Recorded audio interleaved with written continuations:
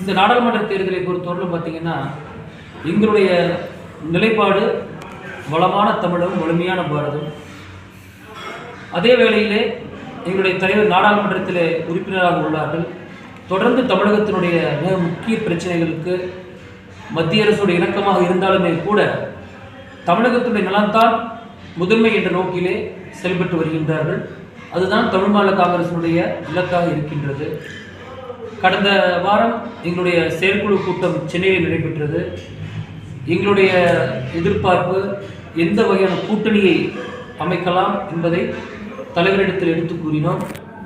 பல்வேறுபட்ட கருத்துக்கள் இருந்த போதிலுமே கூட இறுதி முடிவு எடுக்கக்கூடிய அதிகாரத்தை தலைவர் ஐயா GK வாசன் அவர்களிடத்திலே வழங்கியுள்ளோம். நிச்சயமாக நல்ல முடிவை அவர் எடுப்பார்கள். காரணம், நாம் அமைக்கக்கூடிய கூட்டணி என்பது வெறும் நாடாளுமன்ற தேர்தலுக்கு மட்டும் ஓட முடிய போகிறது கிடையாது. 2026ஆம் ஆண்டு சட்டமன்ற தேர்தலுக்கு அடித்தளமாக இந்த கூட்டணி அமைய வேண்டும் என்பதுதான் எங்களுடைய எதிர்பார்ப்பு. நிச்சயமாக அதை தலைவர் அவர்கள் பூர்த்தி செய்வார்கள். எங்களுடைய கூட்டணியை பொறுத்த வரையில் அனைத்து தரப்பட்ட மக்களையும் உள்ளடக்கிய கூட்டணி. உங்களுக்கே தெரியும், பத்திரிகையாளர்கள் கடந்த ஒரு மாதத்துக்கு மேலாக திரு வாசன் அவர்கள் 2019ஆம் இருந்த கூட்டணி கட்சிகளோடு, குறிப்பாக மிகப்பெரிய தமிழகத்திலே எதிர்கட்சிகளோடெல்லாம் பேசி வருகின்றார்கள். நிச்சயமாக அவருடைய எதிர்பார்ப்பு பூர்த்தி செய்யப்படும் என்பதிலே மாற்று கருத்து கிடையாது. தற்போது நிலைமை நாங்கள் எந்த கூட்டணியிலும் கிடையாது. நாங்கள் 2019ஆம் இருந்த கூட்டணி கட்சிகளோடு இணக்கமாக தோழமை கட்சியாக தான் செயல்பட்டு வருகின்றோம். தமிழகத்திலே அஇஅதிமுகவோடு திராவிட முன்னேற்ற கழகம் செய்யக்கூடிய தவறுகளை சுட்டிக்காட்டுவதிலே முதன்மை இயக்கமாக செயல்பட்டு வருகின்றோம்.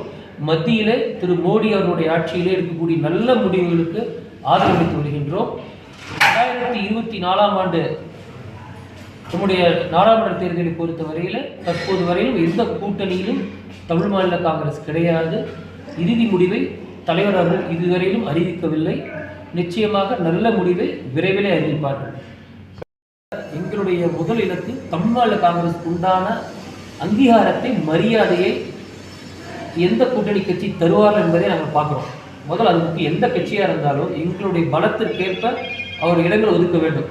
அது மாநில கட்சியாக இருந்தாலும் சரி, தேசிய கட்சியாக இருந்தாலும் சரி, தொண்டர்களுடைய உணர்வுகளை மதிக்கக்கூடிய கூட்டணி கட்சியுடைய தலைமை வேண்டும். அதன் அடிப்படையில் எங்களுடைய கூட்டணி இருக்கும். அதற்குண்டான பேச்சுவார்த்தை தொடங்கப்படும். குழு அமைக்கப்படும் என்று திரு தலைவர் GK வாசன் அறிவித்துள்ளார்கள். அந்த குழு அந்தந்த கட்சியினிடத்திலே பேசுவார்கள். அதற்கேற்றவாறு கூட்டணி அமைக்கப்படும். செய்திகளை உடனுக்குடனும் துல்லியமாகவும் தெரிந்து கொள்ள சப்ஸ்கிரைப் பண்ணுங்க.